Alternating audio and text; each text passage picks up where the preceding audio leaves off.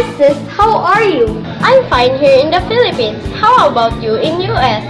It's very cool here. It's about negative 12 degrees Celsius. Really? Here in the Philippines, it's very hot. The temperature reached positive 40 degrees Celsius. Today, we're gonna talk about integers. What is integers? Integers are a set of whole number and their opposites. Whole numbers that are greater than 0 are positive integers. Whole numbers less than 0 are called negative integers. The zero integer is neither positive nor negative and has no sign. Adding integers. There are lots of methods in adding integers. The first method is the use of chips. I have here positive chips. And I have here negative chips. Let's try some examples.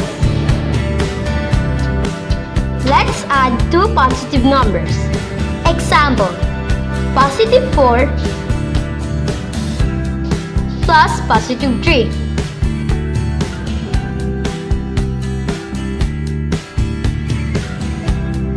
So 4 positive chips together with 3 positive chips becomes 7 positive chips. Positive 5 plus positive 5 equals positive 10. Positive 6 plus positive 2 equals positive 8. Now, let's add 4 negative chips and 3 negative chips. Becomes 7 negative chips.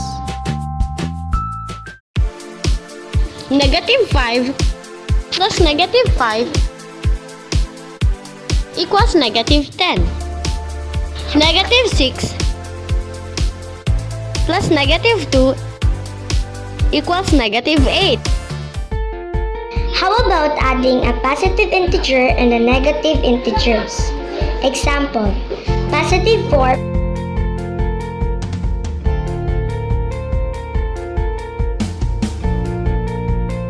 plus negative 3.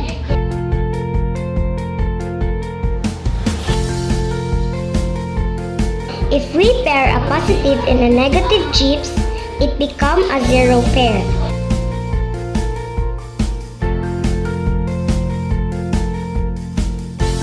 So what remains is positive 1. So the answer is positive 1. Positive 5 plus negative 5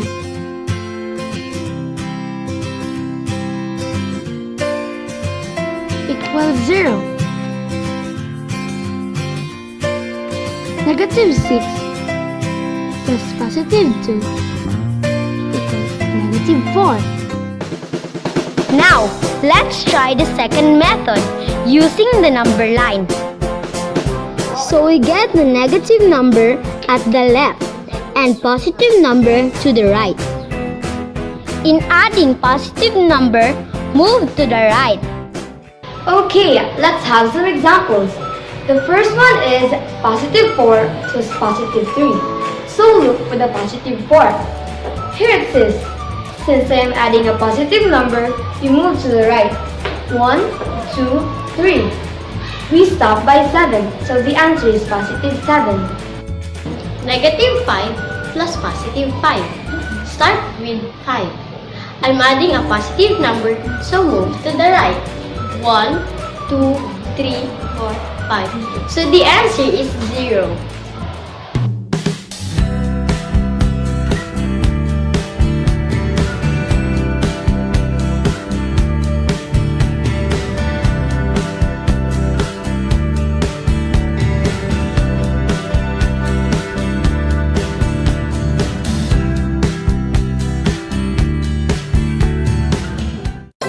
And if you are adding a negative number, you move to the left. Let's have another example. Negative 4 plus negative 3. Again, look for the negative 4. Since I am adding a negative number, you move to the left. So from negative 4, 1, 2, 3. We end up by negative 7. Positive 4 plus negative 3. Start with positive 4. I'm adding a negative number, so move to the left. 1, 2, 3. So the answer is positive 1.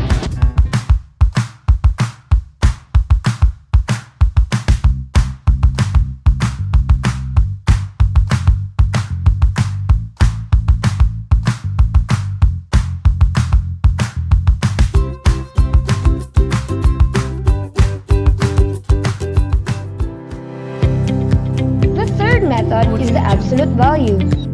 Absolute value have rules. The same sign and the different. In the same sign, add the absolute value and use the common sign. Examples. Positive 4 plus positive 3. So I'm gonna add the absolute value of 4 and 3. So the answer is 7. And copy the same sign and we end up by positive 7. 4 plus 3 equals 7, and since all the numbers have negative sign, copy the negative sign, so the answer is negative 7. Positive 6 plus positive 2 equals positive 8. Negative 5 plus negative 5 equals negative 10. In different sign, subtract the smaller absolute value from the large absolute value. Use the same sign as the number the larger absolute value. Example, positive 4 plus negative 3. I will subtract the smaller value from the larger value. So, 4 minus 3, the answer is 1. The number with the greatest value is 4 and 4 has the positive sign. Then the answer is positive 1. 6 minus 2 equals 4. And since 6 has the greatest value, we will copy the sign of 6. So the answer is negative 4. Negative 5 plus positive 5 equals 0. Positive 6 plus negative 2 equals positive 4.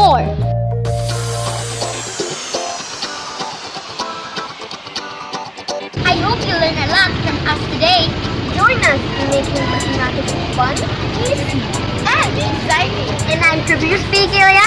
I am Overjoyed here at B Pacifico. I'm Jara Badailikami. And I am Carly Shirley Andrew. And we are from Maniki Central Elementary School Sped Center, a school that cares. Bye! Hello. Busog ka! I'm adding negative number. Ayun mo! So we and Ano?